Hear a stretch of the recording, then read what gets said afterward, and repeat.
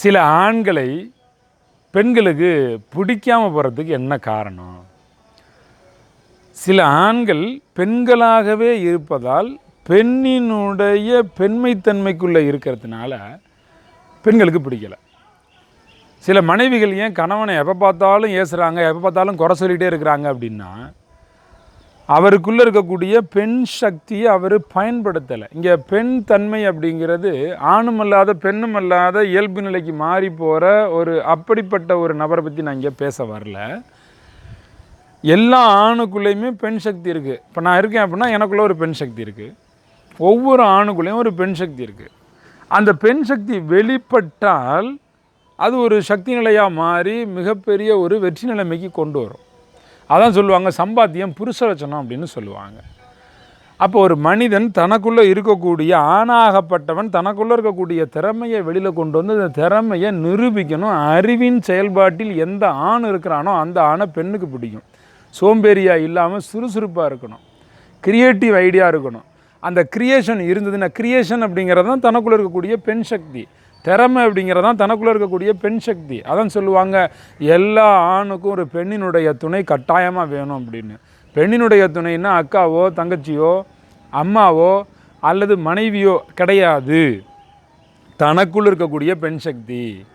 எல்லா ஆணும் கருவில் இருக்கும்போது 100% கருவாக இருந்தால் 7 நாள் கழித்து அவன் தன்னை ஆணாக அறிவித்து ஆண்பாலாக வளர ஆரம்பித்த உடனே 50% மாறியாச்சு. இன்னொரு 50% பெண்மைத்தன்மை ஒரு ஆணுக்குள்ளேயும் ஒளிஞ்சிருக்கு. அதை கல்வியின் மூலமாக வெளிப்படுத்தணும். பெண்மை அப்படின்னாவே அது சக்தின்னு அர்த்தம். எந்த ஆண்களெல்லாம் சிறந்து விளங்குகிறார்களோ மிக பிரமாதமாக இருக்கிறாங்களோ அவங்களுக்குள்ள இருக்கக்கூடிய பெண் சக்தி வெளிப்பட்டுருக்குன்னு அர்த்தம். சிவன் வெளிப்படுறார் அப்படின்னா அவர்கள் இருக்கக்கூடிய பெண் சக்தி மகேஸ்வரி வெளிப்படுறதுனால, குமரன் முருகன் வெளிப்படுறான்னா தனக்குள்ள இருக்கக்கூடிய கௌமாரிங்கிற பெண் சக்தி வெளிப்பட்டதுனால, பிரம்மா வெளிப்படுறாரு அப்படின்னா தனக்குள்ள இருக்கக்கூடிய அபிராமிங்கிற சக்தி வெளிப்பட்டதுனால, நரசிம்ம அவதாரம் எடுத்து நரசிம்மன் மிகப்பெரிய புரட்சிகளை செஞ்சு மக்களுக்கு நல்ல பாடங்களை கொடுத்துருக்கிறாரு. நரசிம்ம அவதாரத்தை பற்றி நம்ம நிறைய கேள்விப்பட்டிருக்கிறோம். நரசிம்மன் ஒருத்தர் இருக்காருன்னா அவருக்குள்ள நரசிம்மிங்கிற சக்தி வெளிப்பட்டதுனால, அப்படி இந்த பெண் சக்தி வெளிப்பட்டால் உங்களுக்குள்ள இருக்கக்கூடிய பெண்ணை நீங்கள் என்ன பண்ணுறீங்க? அஃபிஷியல் லைஃப், வெளி உலக வாழ்க்கைக்கு பயன்படுத்துகிறீங்க. அப்போ ஒரு பெண்ணை நீங்கள் திருமணம் செய்து அழைச்சிட்டு வரும்போது அந்த பெண்ணை நீங்கள் பர்சனல் லைஃபுக்கு பயன்படுத்த முடியும். உங்களுக்குள்ளே இருக்கக்கூடிய பெண்மையை பயன்படுத்தாமல், உங்களுக்குள்ளே இருக்கக்கூடிய பெண் சக்தியை பயன்படுத்தாமல் உங்களுக்குள்ளேயே நீங்கள் வச்சுருந்தீங்கன்னா அப்போ உங்களை பார்க்கக்கூடிய பெண் பெண்ணாகவே பார்ப்பாள். அப்படி ஒரு பெண்ணோடு எப்படி வாழ முடியும்? ஒரு பாலினம் எதிர்பாலினத்தோடு தானே வாழ முடியும்.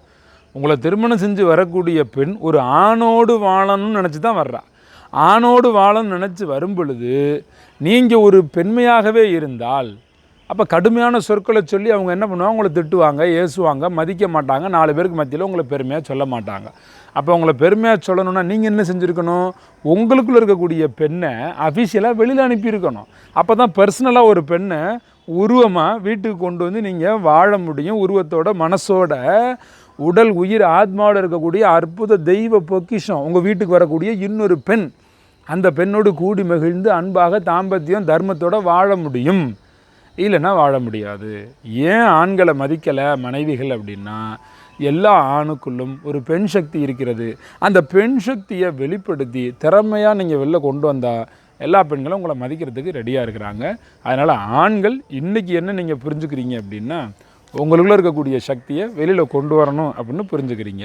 வீட்டில் சோம்பேறியாக இருக்கக்கூடாது, கடன் வச்சுருக்கக்கூடாது, மனைவியோட நகையை வாங்கி அடகு வைக்கக்கூடாது, சுற்றி இருக்கக்கூடிய நபர்களிடம் சொத்து வாங்கி அதை லோன் போட்டு இப்படி லோன்னு அலையக்கூடிய தன்மையில் இருக்கக்கூடாது.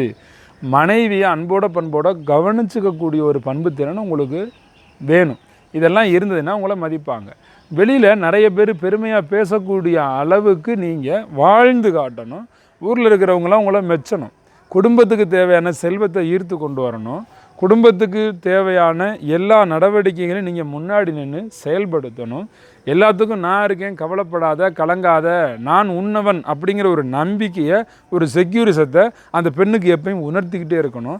நல்ல குழந்தை பெரு கொடுக்கக்கூடிய ஒரு சக்தி மிக்கவனாக அந்த ஆண் இருக்கணும். இது எல்லாத்தையும் விட அன்பு சூழ்ந்தவனாக இருக்கணும்.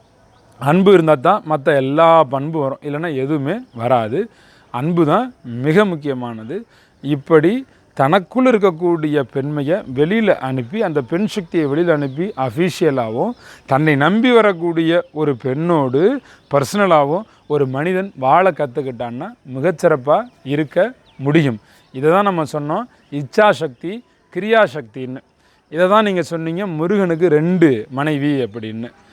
நமக்குள்ளே இருக்கக்கூடிய கிரியாசக்திங்கிற பெண்ணை வெளியில் அனுப்பி க்ரியேட்டிவாக வாழணும், அது அஃபிஷியல் லைஃப். இன்னொரு பெண்ணை நீங்கள் திருமணம் செய்யும்போது உங்களுக்கு இருக்கக்கூடிய காம தேகத்தில் இருக்கக்கூடிய இச்சா சக்தியை நீங்கள் என்ன பண்ணுறீங்க, அங்கே வெளிப்படுத்துகிறீங்க. இச்சை தீருது. இச்சை தீர்ந்த பிறகு அந்த வாழ்க்கையை நீங்கள் தர்ம வாழ்க்கையாக மாற்றுறீங்க. மிகச்சிறப்பான புண்ணியமான வாழ்க்கையாக இருக்குது. அப்போது பெண்ணால் தான் ஒரு ஆணினுடைய வாழ்க்கை என்ன ஆகுதுன்னா முழு பூர்த்தி ஆகுது, பரிபூரணம் ஆகுது. இப்படி பெண்ணோட விட்டு கொடுத்து அன்பாக வாழ்ந்து பெண்ணினுடைய மனதை புரிந்தும் வாழ முடியல.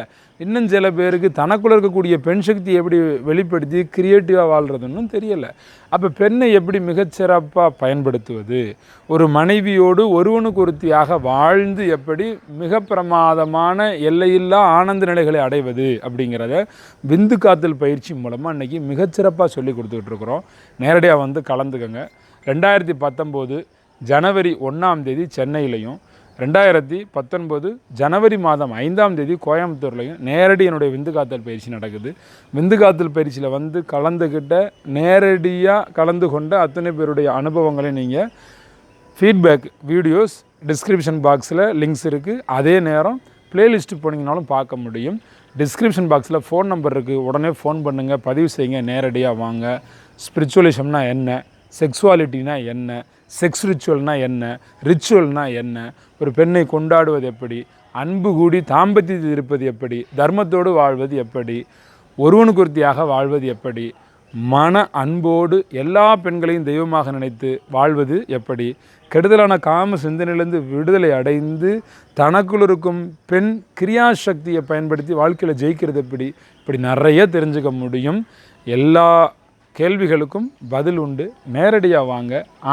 ஆணாக இருந்தால், ஆண் திறமையாக இருந்தால், ஆண் அறிவோடு இருந்தால், ஆண் அன்போடு இருந்தால் மனைவி மதிப்பதற்கு தயாராக இருக்கிறாள் அப்படிங்கிறத புரிஞ்சுக்கோங்க.